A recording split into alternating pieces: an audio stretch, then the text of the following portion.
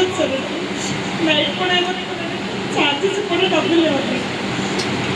ఆ మొత్తంకుంటే మీరు వెళ్ళండి, నేను 5 వారాల నుంచి కష్టపడి పనిచేస్తాను, నాకు ఇంకా ఓపుకోలేదు, రాలేదు నేను అన్నానండి.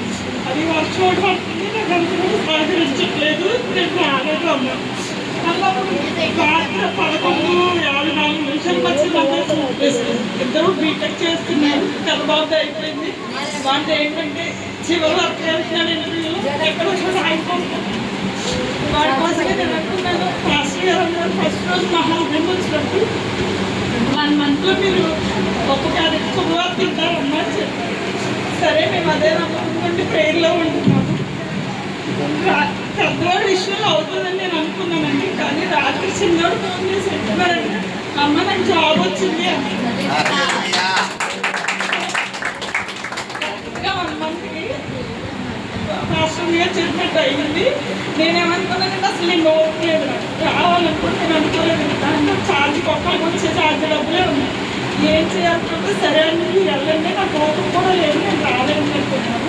ఈ వారానికి నేను రాను, నెక్స్ట్ వారం కూడా రాలేదు. నేను తర్వాత వారం నేను వస్తాను, డ్యూటీ లేదు, డ్యూటీ మానుకునైతే రాలేని పరిస్థితి.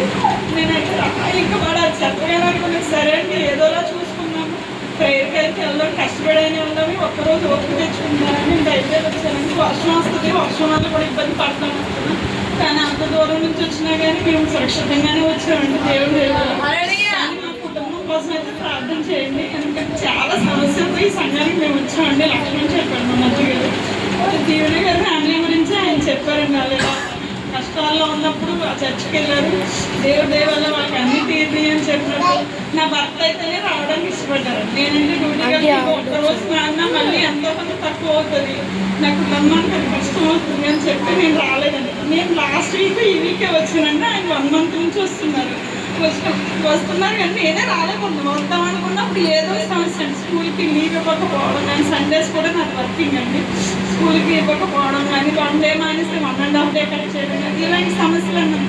నేనేంటంటే 1.5 day కట్ అవుతుంది కదా, ఎందుకు అని నేను అనుకుంటున్నప్పుడు రాత్రి అయితే అసలు నేను రాకూడదని అనుకున్నాను. సరే మీరు వెళ్ళండి, పర్లేదు, నేను ఇంట్లో ఉంటాను, ఒక్కరోజు రెస్ట్ తీసుకుంటాను, నేను అసలు రాలేను అన్నప్పుడు వాడు ఫోన్ చేస్తున్నాడు. అంత నైట్ కూడా చేస్తున్నాడు, ఏ అవసరం వచ్చి ఫోన్ చేస్తున్నాడు. వాడు ఏదన్నా అడిగితే నేను పంపించలేని పరిస్థితి అని అనుకున్నాను. వాడు ఫోన్ చేసి అమ్మ జాబ్ వచ్చిందన్నప్పుడు కూడా నేను ఫస్ట్ అసలు ఏంట్రా అనగానే, అమ్మ జాబ్ వచ్చిందమ్మా, మంచి కంపెనీలో వచ్చింది, ప్యాకేజ్ ఎంత అయితే మేము ఎంత అడిగినా చెప్పలేదండి. వాడికి ఇంకో 1 monthలో మళ్ళీ ఎగ్జామ్ పెట్టి శాలరీ పెంచుతానని చెప్పారండి. ఆ ఎగ్జామ్ గురించి అయితే ప్రేర్ చేయండి, మా కుటుంబం గురించి అయితే ప్రేర్ చేయండి.